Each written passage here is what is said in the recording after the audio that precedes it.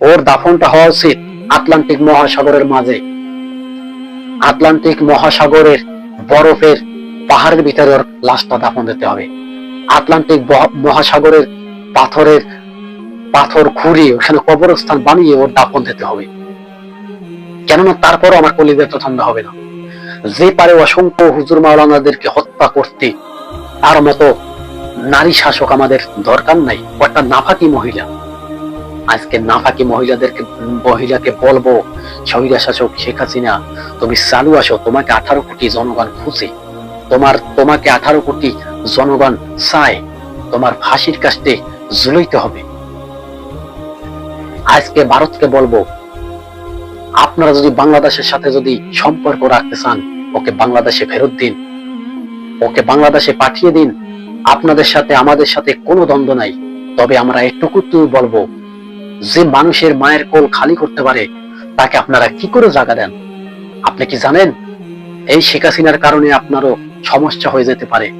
আপনার দেশের মানুষই আপনাকে চেপে ধরবে। দেখছিলেন স্বৈর শাসক শেখ হাসিনার কিভাবে পতন হয়েছিল?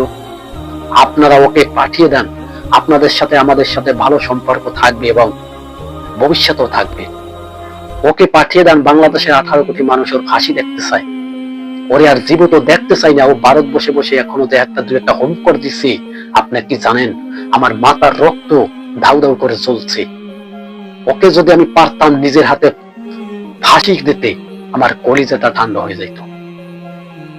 অসংখ্য মায়ের কোল খালি করছে, মাসুম মাসুম বাচ্চাদেরকে মাইরা ব্যান গাড়িতে ফালাইয়া পুড়ে দিছে। কেন?